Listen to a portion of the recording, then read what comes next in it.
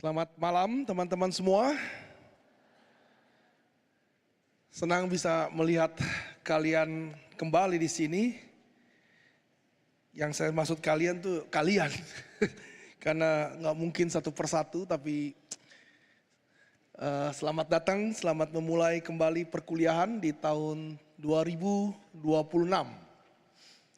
Kita akan merenungkan firman Tuhan pada malam ini yang saya ambil dari 2 Petrus 2 ayat 4 sampai 10.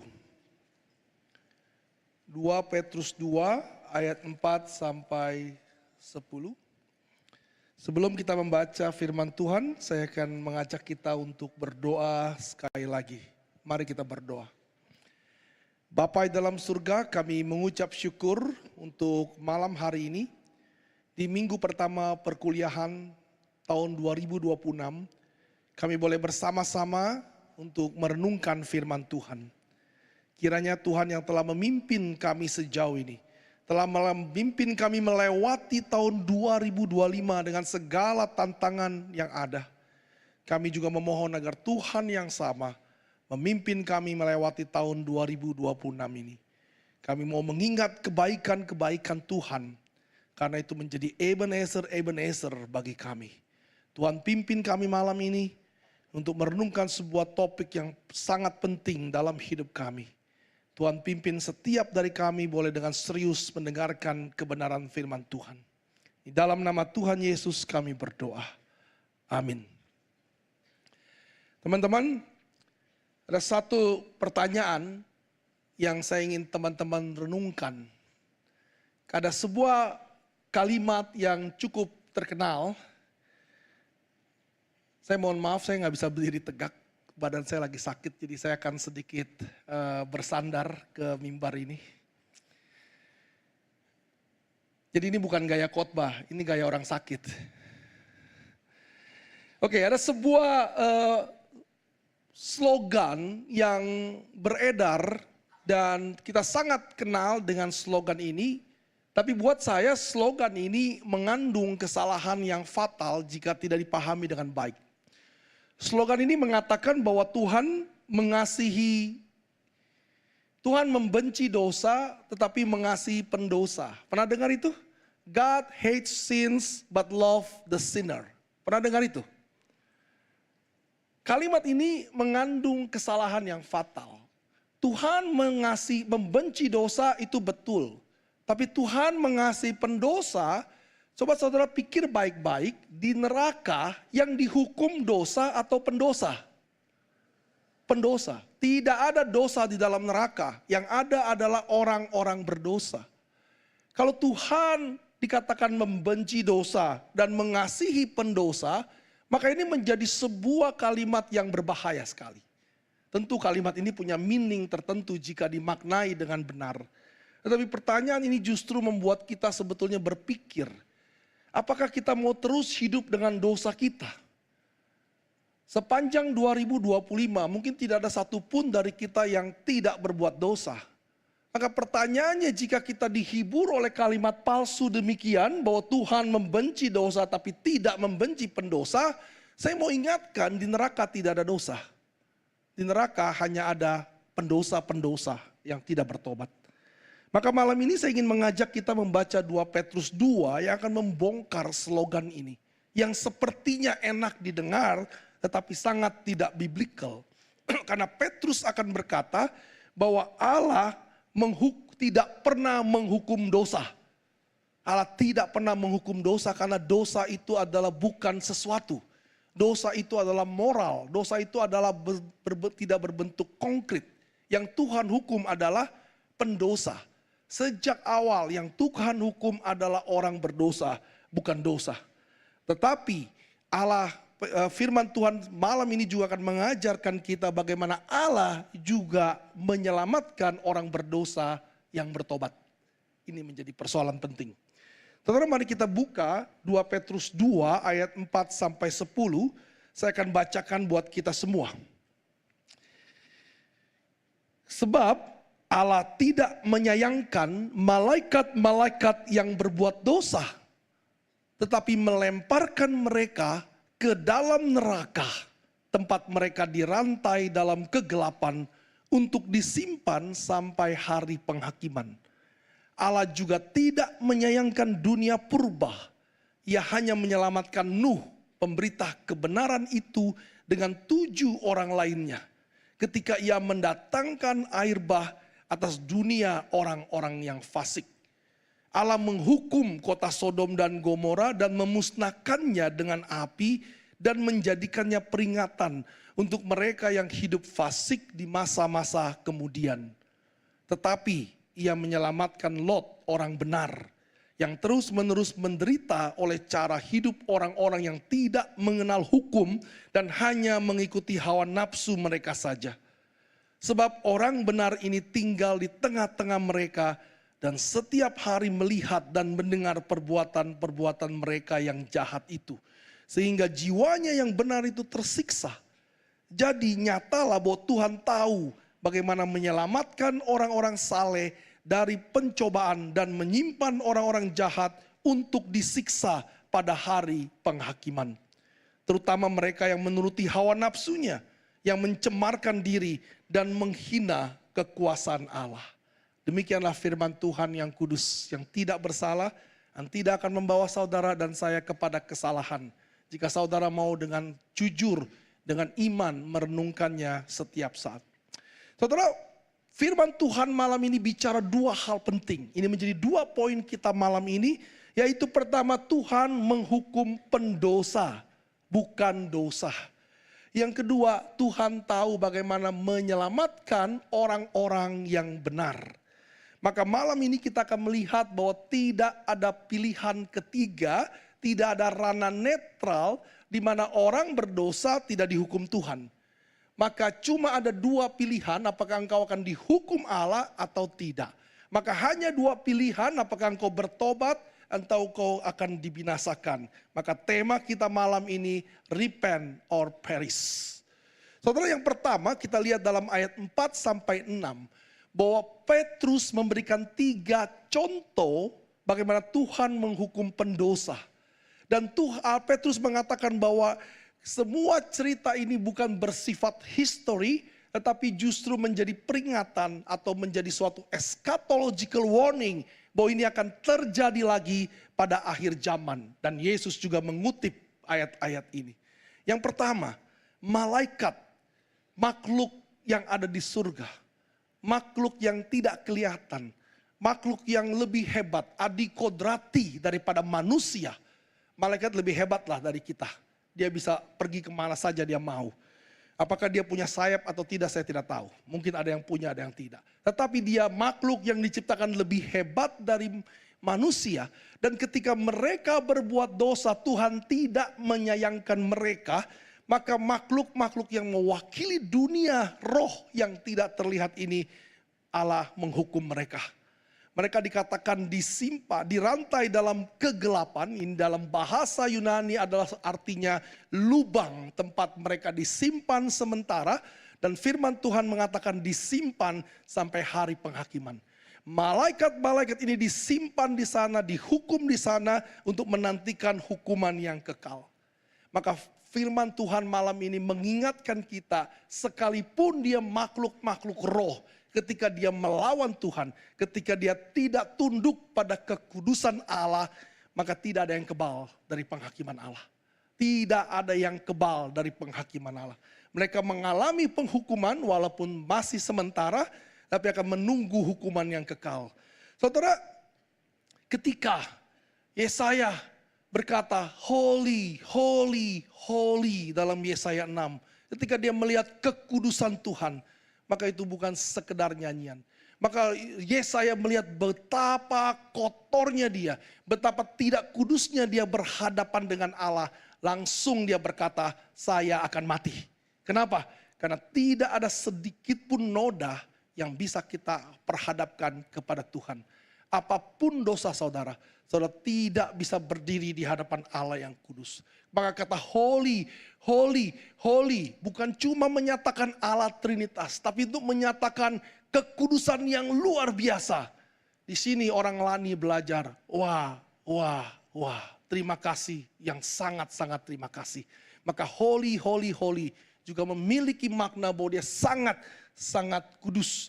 Ini adalah realitas bahwa tidak ada dosa yang tidak hangus di hadapan Tuhan. Karena itu saudara, tanpa Kristus, saudara tidak mungkin bisa berhadapan dengan Allah. Karena itu Paulus mengatakan berkali-kali bahwa orang berdosa hanya bisa berhadapan dengan Allah jika dia berjubahkan Kristus. Paulus dalam Galatia mengatakan kita harus mengenakan Kristus sehingga Kristus menutupi kita. Sehingga darah Kristus boleh menutupi seluruh dosa kita. Maka yang Allah Bapa lihat hanyalah kekudusan Kristus. Di luar Kristus, saudara tidak mungkin tidak hangus bertemu dengan Tuhan. Yang kedua saudara, di dalam ayat 5a, Allah juga tidak menyayangkan dunia purba. Dari dunia roh yang Allah hukum, sekarang kepada dunia manusia yang juga Tuhan hukum. Saudara, peristiwa Nuh bukanlah suatu peristiwa yang dongeng. Alkitab mencatat dalam Kejadian manusia begitu jahat, manusia begitu melawan Tuhan, dan Tuhan menghukum dunia. Ini penghukuman global, ini bukan penghukuman lokal. Maka seluruh dunia tenggelam, saudara. Maka Alkitab mengatakan bahwa ini adalah penghakiman yang disengaja oleh Allah. Karena Allah mempersiapkan Nuh untuk membangun Batrah. Allah mempersiapkan Nuh untuk mengabarkan kabar baik. Tapi tidak ada yang bertobat. Maka dengan sengaja Tuhan menghukum. Maka penghukuman itu bukanlah sebuah accident. Penghukuman adalah sesuatu yang clear sejak awal. Ketika Adam dan Hawa dihukum, itu bukan karena tiba-tiba Tuhan memberikan hukuman. Oh, kamu salah ya, maka Tuhan membuat polisi baru. Sejak awal, jika engkau makan pohon ini, engkau akan mati. Maka saudara, ketika Tuhan memberikan hukumannya, dia tidak pernah memberikan hukuman yang tiba-tiba. Semuanya sudah tertulis. Makanya saudara jangan protes kalau saudara didisiplin, karena semuanya sudah tertulis saudara.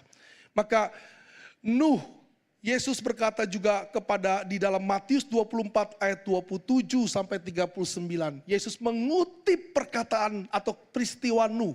Jika Yesus mengutip peristiwa Nuh, maka Yesus tidak sedang mendongeng, bukan? Maka peristiwa ini sungguh-sungguh terjadi. Banyak orang bilang peristiwa Nuh tidak pernah terjadi. Peristiwa Yunus dimakan perut ikan tidak pernah terjadi. Tapi jika saudara percaya Yesus adalah Tuhan, Yesus adalah realitas, maka Yesus mengutip Nuh dan mengutip Yunus. Maka kedua peristiwa itu sungguh-sungguh terjadi.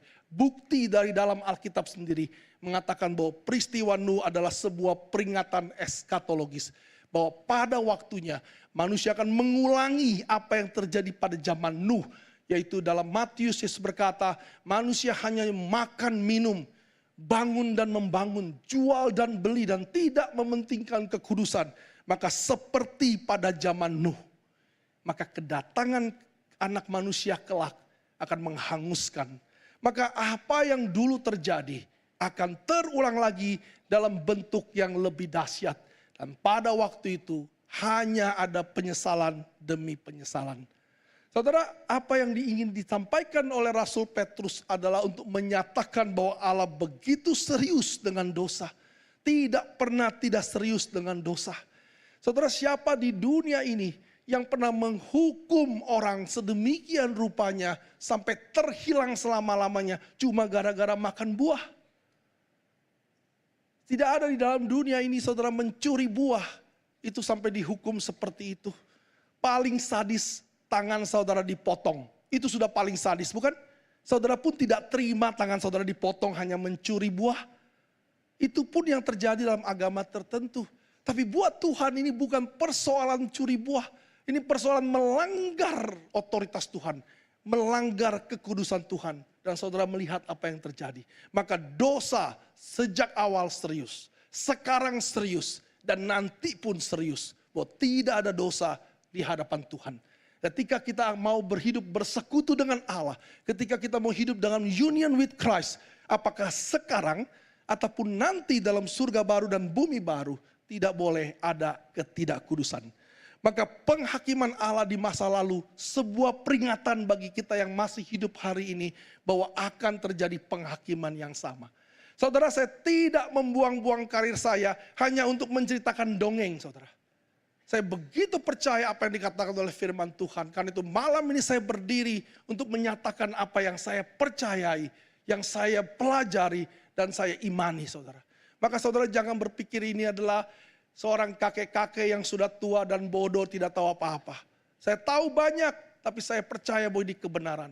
Karena itu saudara yang begitu muda hari ini. Saudara jangan terlalu sombong, memikirkan bahwa seakan-akan firman itu dongeng. Dunia terlalu sombong, tetapi dunia akan mengalami hal yang sama dengan peristiwa Nuh, saudara. Yang ketiga, dikatakan Tuhan juga menghukum kota yang melawan Allah, Sodom dan Gomora. Saudara, dua kota yang melawan ini dibakar habis sebagai contoh ketiga bagaimana Tuhan serius kepada dosa. Ini bukan sekali lagi sejarah. Ini bukan lagi mengenai peristiwa di masa lampau. Tapi ini adalah sebuah peringatan eskatologis. Dalam pasal yang ketiga, nanti Petrus akan mengatakan bahwa hari Tuhan akan datang dengan cara yang sama. Maka orang-orang ini melawan Allah. Mereka memakai kehidupan seksual yang Tuhan ciptakan di dalam kekudusan. Sejak awal hubungan seks tidak diciptakan untuk dinikmati di luar pernikahan. Tapi mereka menikmati hubungan seks dengan begitu murah. Mereka tidak melihat keindahan yang Tuhan ciptakan di dalam hubungan seks. Bahkan mereka juga berhubungan seks bukan cuma dengan perempuan yang bukan istrinya. Tapi juga berhubungan seks dengan suami-suami yang bukan suaminya, saudara. Maka ini bukan masalah kata Sodom menjadi akar kata dari sodomi. Tapi firman Tuhan mencatat bagaimana mereka juga berhubungan seks dengan sesama jenis. Saudara, hari ini dunia mengatakan itu hak asasi. Tapi Tuhan mengatakan itu melanggar kekudusan Tuhan. Itu kejijian, di dalam bahasa Alkitab abomination. Kejijian di mata Tuhan. Saudara pernah jijik? Ketika saudara jijik, saudara tidak mau melihat itu sama sekali. Saudara tidak mau menoleh sama sekali. Betul, pernah melewati tempat sampah yang begitu kotor. Saudara menikmati, saudara liatin terus. Saudara agak lain itu. Saudara akan menghindar. Saudara akan tutup hidung. Itulah kejijian, saudara. Ketika saudara melewati kotoran binatang yang begitu bau. Atau bangkai tikus, saudara akan jijik. Pernah bertemu bangkai tikus, saudara sukacita? Itu agak lain 9, saudara. Sudah sampai 9. Itulah kejijian. Maka dosa bagi Tuhan adalah sebuah kejijian, abomination. Tuhan tidak mau lihat itu. Maka Yesus langsung mengkaitkan bagaimana kehidupan di Sodom dan Gomora seperti kehidupan hari ini. Yesus 2000 tahun yang lalu sudah bilang, bahwa dunia akan seperti zaman Nuh, tidak memperdulikan Tuhan. Dunia hanya hidup untuk dirinya sendiri dan dunia akan seperti Sodom dan Gomora yang hidup melanggar setiap aspek daripada kesudusan Tuhan. Dan Yesus mengatakan itu akan terjadi. Dan hari ini saudara lihat, saudara yang mungkin berpikir, itu hanya dongeng-dongeng nenek-nenek tua. Saudara mungkin bisa berkata sebegitu dengan begitu sombongnya. Sampai suatu hari kalau Tuhan tidak memanggil lagi saudara. Saudara tidak punya lagi kesempatan untuk bertobat. Saudara baru bisa melihat bahwa firman Tuhan sudah memperingati kita. Sekali lagi, saya tidak punya waktu hanya untuk memberi menakut-nakuti kalian. Saya tidak punya waktu untuk itu. Tapi saya ingin mengatakan inilah firman Tuhan yang saya percaya benar. Dan tidak mengandung kesalahan. Maka saudara bisa melihat bahwa Yesus mengatakan demikian bahwa anak manusia akan datang ketika dunia seperti zaman Nuh dan zaman Lot. Tetapi Alkitab juga mengatakan demikian. Bahwa Allah yang tidak menyayangkan malaikat. Yang tidak menyayangkan dunia dan seluruh isinya. Yang tidak menyayangkan Sodom dan Gomora. Maka ini harusnya membuat kita gelisah. Apakah saya berbagian dengan para malaikat yang melawan Tuhan? Apakah saya berbagian dengan orang-orang di zaman Nuh yang hanya hidup bagi dirinya sendiri? Apakah saya berbagian dengan orang-orang di zaman Sodom dan Gomora yang terus-menerus hidup melanggar firman Tuhan? Maka saudara, banyak sekarang ajaran-ajaran kekristenan yang mengajarkan satu sisi saja, yaitu Allah itu kasih. Saya tidak pernah mengatakan Allah itu tidak kasih. Karena firman Tuhan mengatakan God is love. Tetapi penekanan kepada God is love lupa bahwa Allah juga adalah angkara murka kepada dosa. Maka pertanyaan kita saudara, jangan lagi bertanya sesuatu yang sudah pasti Allah itu kasih. Tapi sesuatu yang pasti ini juga mengandung satu hal. Apakah saudara mau bertobat atau tidak? Maka pilihan saudara berhadapan dengan Allah yang kasih, yang juga kudus adalah apakah saya mau bertobat. Jika saya tidak bertobat, saya terus menikmati dosa. Saya terus melanggar firman Tuhan. Maka pilihan saudara sudah terjadi, yaitu saudara memilih untuk binasa. Saudara, lebih baik firman Tuhan menegur saudara daripada dosa menghibur saudara. Berapa banyak dari saudara yang masih terus terhibur dengan dosa. Apakah itu pornografi, apakah itu seks di luar nikah, atau pikiran-pikiran kotor yang ada di dalam dirimu. Saudara pikirkan baik-baik malam ini. Apakah saudara mau terus seperti itu? Mulut saudara memuji Tuhan, KTP saudara Kristen. Tapi apakah saudara mengikut Kristus yang demikian? Saudara, hati-hati dengan pilihanmu malam ini. Karena itu yang menjadi apa yang terjadi ke depan bagi hidup saudara.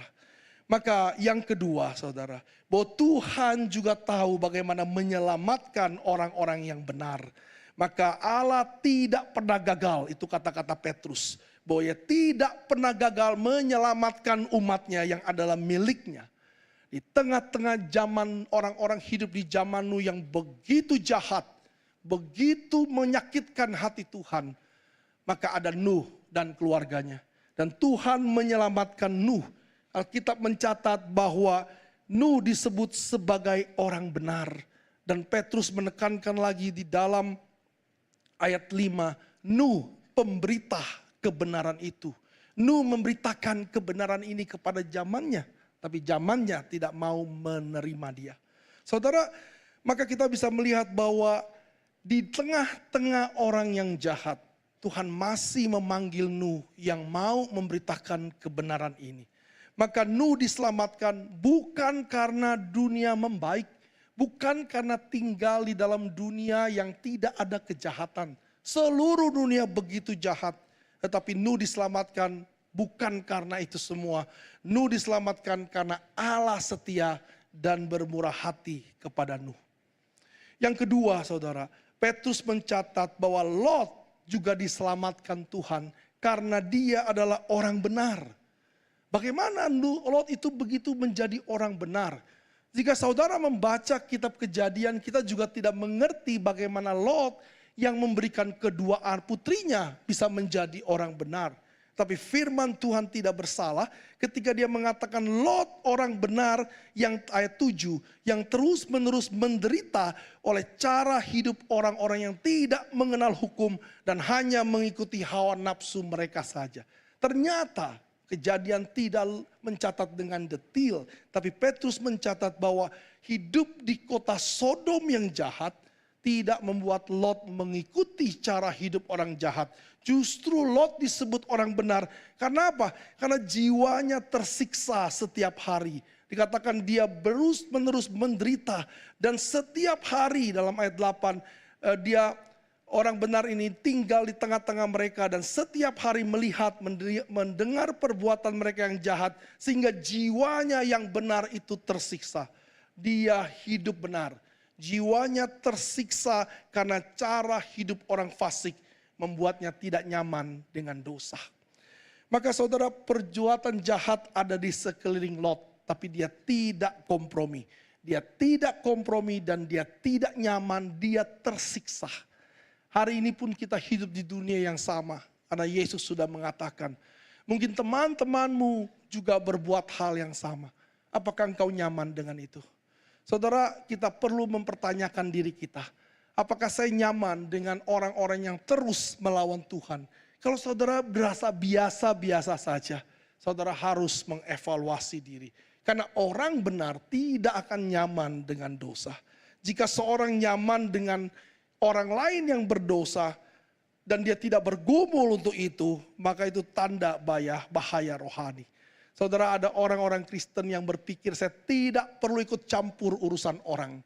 Saudara berpikir itu cara hidup yang benar. Tetapi Alkitab mencatat orang yang tidak mau tahu hidup orang lain, padahal orang lain itu berbuat dosa, maka saudara belum tentu orang benar. Orang benar bukan kepo. Orang benar bukan pengen tahu semua urusan orang lain. Tapi orang benar tidak nyaman kalau temannya hidup bersalah. Kalau temannya hidup dalam dosa. Orang benar tidak menutupi teman-temannya yang hidup dalam dosa. Orang benar akan menolong, menegur. Dan terus hidupnya dia tidak nyaman karena teman-temannya berbuat dosa. Berapa banyak kalian yang merasa diri adalah good friend, teman baik, menutupi semua dosa teman-teman. Saudara hanya berbagian dalam kereta yang sama menuju kebinasaan. Saudara orang yang paling bodoh. Temanmu baik sama kamu. Apakah kebaikan temanmu memberikan kredit engkau masuk surga? Temanmu begitu sayang sama kamu. Apakah kesayangan temanmu itu bisa membuat engkau masuk surga? Tidak. Kalau perbuatan baik dia tidak bisa membuat engkau masuk surga. Mengapa engkau harus pusing dengan perbuatan jahat dia? Perbuatan jahat dia, mengapa perbuatan jahat dia harus menyeret engkau masuk neraka? Kamu mengerti maksud saya? Perbuatan baik dia tidak bisa membuat engkau masuk surga. Mengapa engkau bodoh, ikut-ikutan atau menutupi perbuatan dosa mereka? Padahal perbuatan dosa mereka justru akan menyeret kamu masuk ke dalam neraka. Maka saudara jangan bodoh. Saudara, Petrus menyebutkan Nuh dan Lot. Dan Tuhan Yesus menyebutkan Nuh dan Lot. Tapi ada satu kalimat yang penting dari Tuhan Yesus ketika dia mengutip Nuh dan Lot. Dia berkata di dalam Matius 25 tadi bahwa ingatlah istri Lot. Ingatlah istri Lot. Saudara ingat apa yang terjadi dengan istri Lot? Dia istri seorang yang benar. Dia hadir di dalam keluarga yang beriman. Dia hidup di tengah keluarga yang mengasihi Tuhan. Tetapi di tengah-tengah dia hidup bersama-sama dengan keluarga beriman. Tetapi dia meninggalkan Sodom secara fisik. Tetapi hatinya tertinggal di dalam kota. Dan dia menoleh. Dan apa yang terjadi? Dia binasa. Apakah Tuhan kita begitu sadis? Orang cuma menoleh saja dihukum Tuhan. Persoalannya bukan itu. Persoalannya karena istri Lot tidak melepaskan desire-desire-nya yang tertinggal di kota Sodom.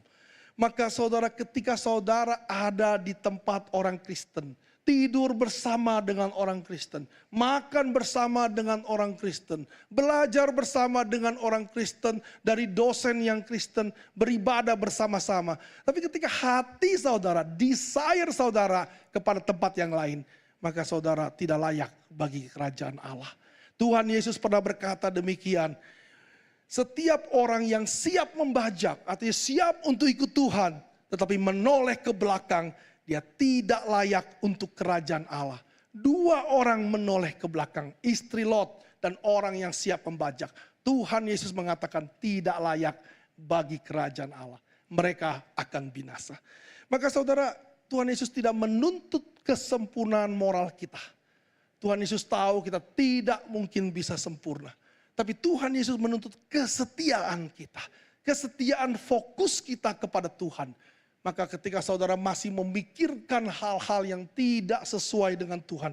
Saudara masih menghidupi hal-hal yang menjijikkan di mata Tuhan. Maka di mana saudara tempatkan desire saudara.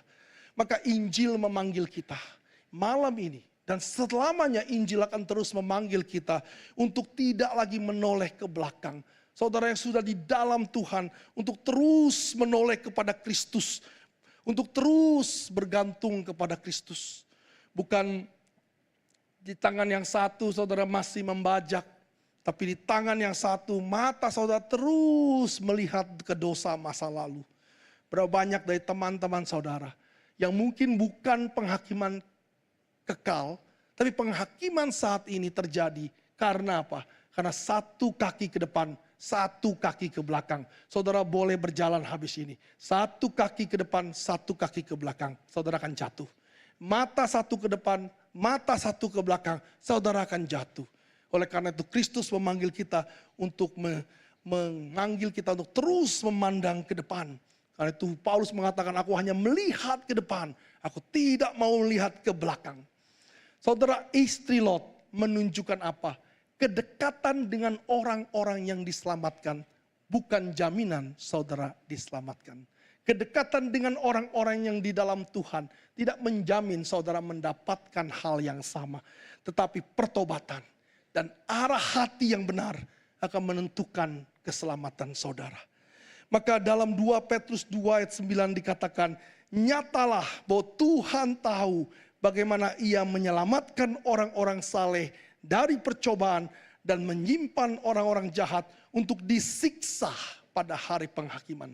Kata yang benar, disiksa. Saudara, hari ini saudara bilang, saya sudah melakukan dosa sejak saya masuk kampus ini. Tidak ada yang tahu karena saya begitu pandai menyimpannya. Saya tidak mendapatkan hukuman apa-apa. Tetapi Alkitab mengatakan saudara sedang disimpan untuk disiksa pada hari penghakiman. Yang terjadi adalah penyiksaan, saudara. Saya tidak tahu, saya tidak bisa membayangkan betapa penderitaan kita.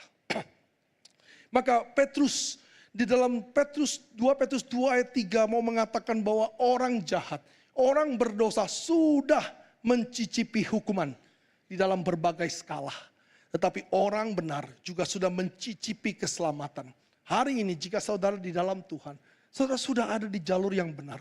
Saudara sudah mulai mencicipi berkat Tuhan. Tapi orang-orang yang terus-menerus hidup di dalam dosanya, mereka sedang mencicipi penghakiman itu. Seorang anak muda di usia kalian, sebetulnya juga satu di antara kalian, begitu menikmati seks bebas, dia berpikir tidak ada yang tahu. Memang tidak ada yang tahu. Tidak ada yang tahu. Dia dikeluarkan bukan karena dia ketangkap berhubungan seks dengan bebas. Tidak. Tapi dia kena HIV. Tuhan mengingatkan dengan cara yang keras sekali. Saudara-saudara sedang disimpan. Saudara yang terus-menerus menikmati pornografi, tidak ada yang tahu. Siapa yang sempat periksain HP kalian? Kalau malam ini kita periksain, DP pun tidak mau. Karena pulang sampai jam berapa Pak katanya. Saya sudah mau melakukan itu sebetulnya. Mungkin malam ini boleh. Nggak sempat hapus mereka semua. Cuma DP bilang, lalu kami pulang jam berapa? Panggilan Tuhan tidak perlu takut pulang jam berapa.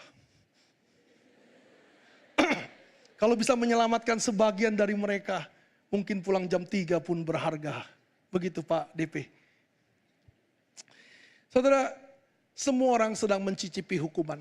Saudara yang terus-menerus menikmati pornografi, saudara tidak sadar dopamin yang dipompakan oleh pornografi itu sedang merusak otak saudara.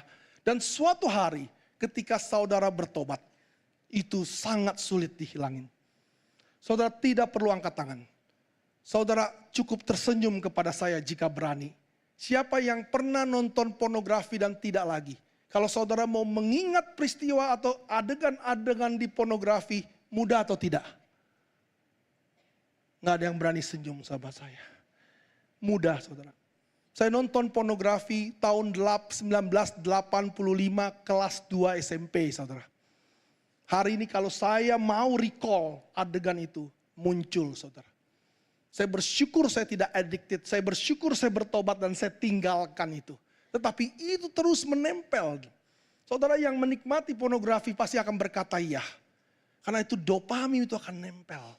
Atau dopamin itu akan dipompa oleh terus-menerus oleh hal yang demikian. Saudara sedang menikmati hukuman Tuhan. Tapi kalau saudara bertobat, mungkin hukuman itu jauh berharga daripada saudara terus-menerus menikmatinya. Saya banyak melayani teman-teman kalian, baik yang masih sekarang ada di sini ataupun sudah lulus, yang terjebak pornografi. Tidak mudah menghilangkan itu. Bahkan beberapa rekan putri di sini pun saya percaya ada yang terjebak pornografi. Dan saya sedang melayani mereka. Saudara tidak mudah untuk melupakan itu. Saudara butuh kuasa. Saudara butuh power dari the Holy Spirit. Tetapi itulah hukuman saudara. Saudara terus-menerus akan menikmati hukuman itu sampai hari penghukuman eskatologis nanti. Karena itu saudara, kalau saudara masih punya waktu, tinggalkan itu semua. Maka saudara harus perlu bertobat. Maka saudara harus meninggalkan itu semua. Saudara, pertobatan bukan sekedar keluar dari Sodom. Karena ternyata keluar dari Sodom tidak menyelamatkan istri Lot. Pertobatan bukan sekedar keluar daripada situasi yang toksik. Banyak orang mau keluar dari situasi yang tidak aman. Betul, itu salah satu yang menolong.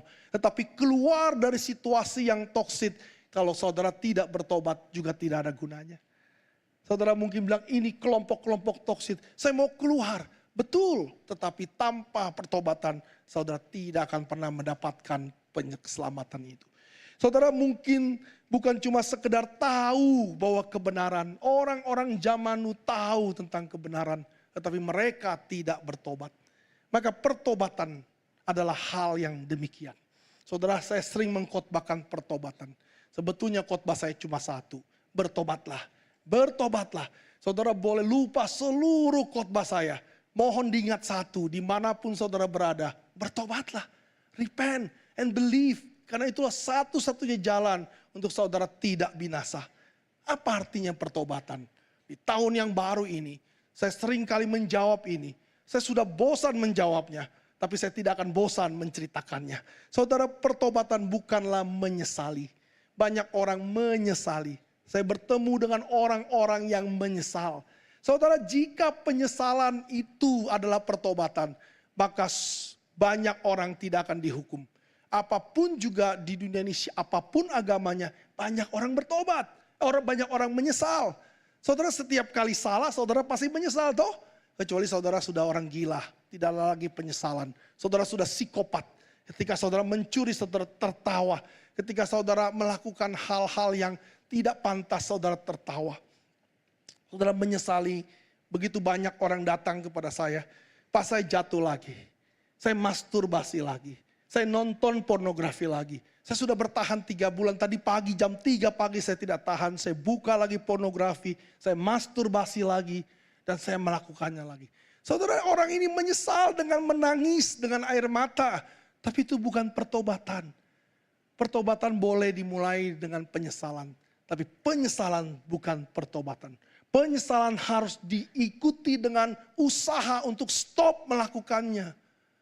Bahkan ketika saudara yang mungkin saat di usia seperti ini libido begitu tinggi, tidak ada penyaluran, tidak ada istri, tidak mungkin juga dijepit di gagang pintu, bengkak nanti.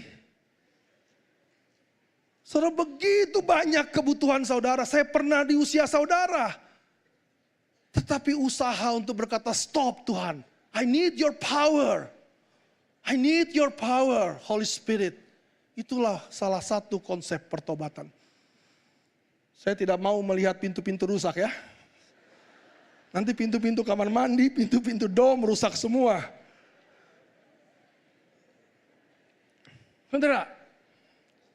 Saudara, saya berdiri di sini bukan tidak punya pengalaman. Saya punya pengalaman berdosa yang sama. Tapi saya memohon pertolongan Roh Kudus untuk bisa keluar dari situ. Saudara tidak mungkin bisa keluar dari lubang dosa tanpa pertolongan. Penyesalan oke. Yang kedua usaha, effort, cost untuk membayar harga, no. Kalau di pagi hari, saya tahu yang laki-laki setiap pagi pasti saudara terganggu. Betul? Kecuali saudara sudah tidak normal. Saudara yang normal pagi-pagi itu pasti berdiri semua itu. Loh, saya bicara fakta.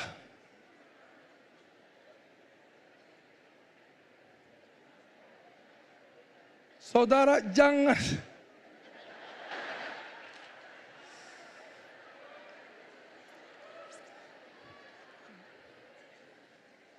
Saudara punya 2 pilihan. Tuhan tolong saya mau hidup kudus. Atau engkau terus melanjutkannya. Teman-teman saudara, makanya pagi-pagi kalau ada di kamar mandi itu bahaya. Saudara stop melakukannya. Kalau saudara tidak bisa, saudara berdoa dan saudara minta tolong. Langsung ketuk kamar DP. Minta tolong maksud saya.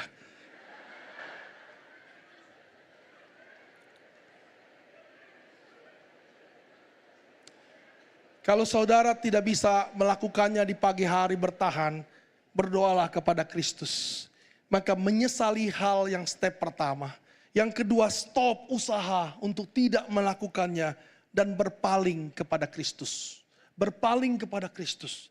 Dia hanya sejauh doa, dia mendengar saudara. Maka saudara mungkin bisa juga mengajak teman-teman, ayo tolong saya, kita bangun sama-sama, berdoa bersama-sama.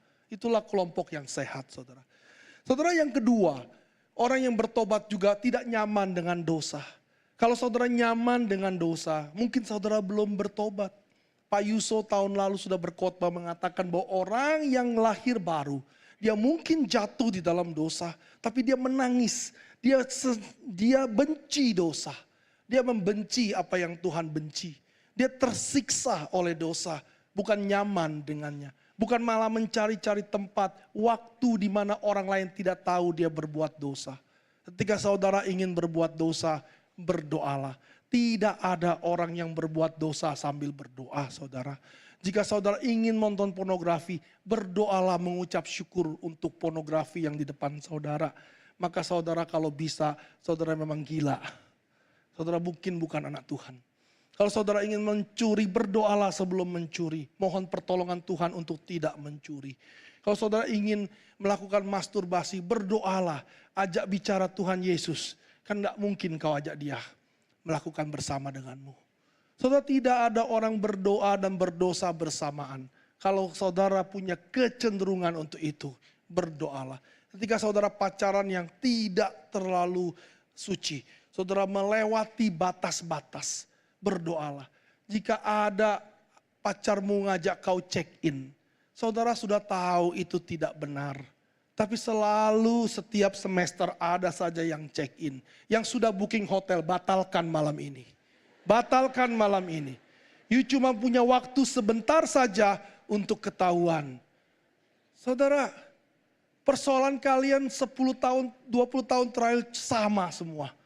Check in pura-pura, bilang nanti bikin alasan macam-macam. Untuk apa saudara lanjutkan kalau itu dosa? Saudara mau bertobat atau binasa? Benci yang Tuhan benci. Maka yang ketiga, pertama bertobat adalah tindakan nyata, bukan emosional. Itu saudara berusaha untuk tidak melakukannya lagi dan mengarah kepada Kristus. Yang kedua, benci yang Tuhan benci, yaitu dosa. Yang ketiga, cintai yang Tuhan cintai, yaitu fokus kepada Kristus. Kristus adalah the begotten Son, anak Allah yang Allah kasihi. Maka cintailah Kristus, cintailah pekerjaan Kristus. Maka saudara akan tertolong, saudara tidak akan binasa. Maka Lot tersiksa hidup di Sodom, itu tanda orang yang bertobat. Istri Lot menoleh ke belakang, tanda bahwa hatinya ada di sana. Hatinya terikat dengan orang-orang yang berdosa. Dia tidak seperti Lot yang tersiksa, dia nyaman tampaknya. Maka saudara, penghakiman-penghakiman yang Petrus katakan di sini bukanlah untuk menakut-nakutin kita. Saudara, tidak banyak dari kita yang berpendidikan tinggi. Dosen-dosen saudara sampai master, sampai doktor, sampai profesor, mereka bukan orang bodoh. Tapi mereka tahu firman Tuhan ini benar. Bahwa penghakiman Allah di masa lalu adalah contoh atau bayangan daripada penghakiman akhir. Maka keselamatan Allah bagi Nuh dan keluarganya, bagi Lot dan kedua anaknya adalah jaminan bagi kita jika saudara bertobat. Jika saudara mau datang sungguh-sungguh kepada Kristus, maka Tuhan juga menyelamatkan saudara. Maka Injil tidak pernah netral. Injil adalah berita baik bahwa Yesus akan menyelamatkan setiap orang yang bertobat. Tetapi Injil juga punya sisi yang lain, bahwa Tuhan akan menghukum setiap orang yang tidak bertobat. Maka malam ini pesan saya adalah repent or you will perish. Saudara, Tuhan tidak pernah berkata demikian. Siapa yang mau diselamatkan? Ayo datang kepada saya. Siapa yang mau bertobat? Ayo datang kepada saya. Ayo perbaiki dirimu pelan-pelan. Tidak, tetapi Tuhan memerintahkan kita untuk bertobat. Inilah perintah Tuhan untuk bertobat. Maka malam ini saya membacakan perintah Tuhan sekali lagi, bertobatlah. Bertobatlah selama masih ada waktu. Karena Tuhan akan menghukum pendosa. Bukan dosa, Tuhan akan menghukum saudara dan saya yang tidak mau bertobat dan terus-menerus menikmati dosa. Tetapi Tuhan mau menyelamatkan kita yang berdosa tapi mau bertobat. Maka kalimatnya bukan God hates sin but love sinner. Bukan itu. God hates sin but love repented sinner. Tuhan membenci dosa tapi mengasihi pendosa yang bertobat. Maka kata yang pertama itu kurang satu frase toh. Tuhan membenci dosa, mencintai pendosa, itu sesat. Kalau saudara ikuti, saudara akan masuk neraka.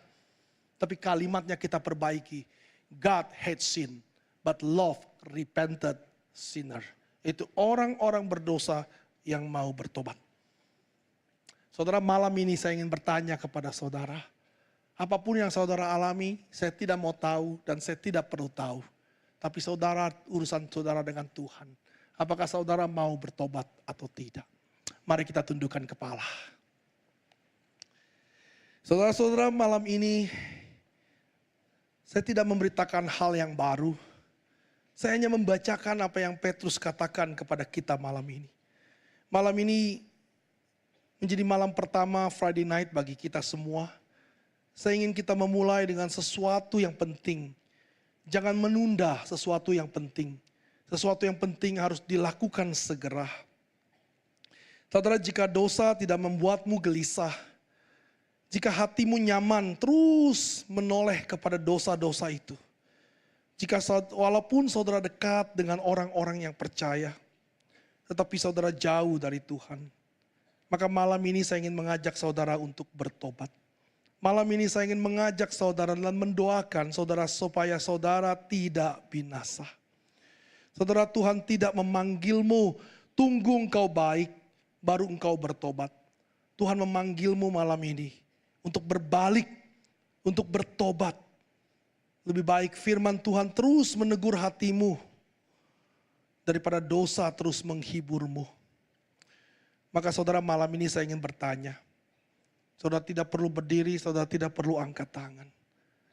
Saudara hanya perlu letakkan tangan di atas dada saudara. Tidak perlu melihat kiri atau kanan.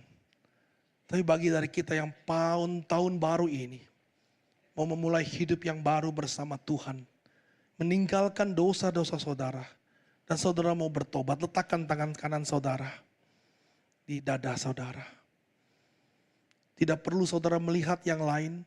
Dan tidak perlu saudara memikirkan yang lain. Pertanyaan ini untuk dirimu. Maukah engkau bertobat? Maukah engkau menaati firman Tuhan? Maukah engkau menerima kuasa Roh Kudus untuk membuat engkau tidak mudah jatuh lagi? Untuk membuat engkau bangkit dari lubang keberdosaanmu. Jika engkau mau, letakkan tangan kananmu di atas dadamu dan mari kita berdoa. Bapa di dalam surga, hamba-Mu berdoa malam ini.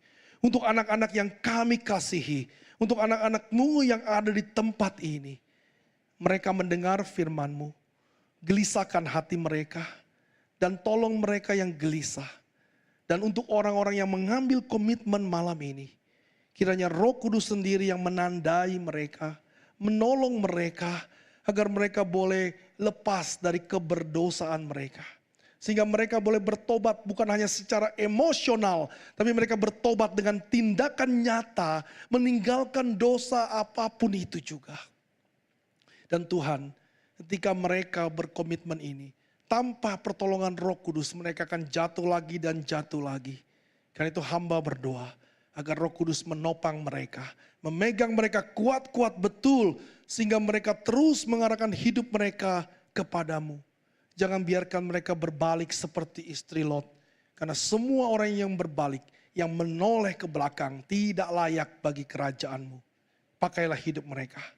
Di saat-saat mereka sedang menimba ilmu, hidup di dalam keadaan yang menempah mereka untuk lebih tajam, lebih hebat di masa depan. Kiranya Tuhan menyertai mereka. Tidak mudah Tuhan. Studi yang tidak mudah. Hidup yang tidak mudah. Tuntutan yang begitu tinggi.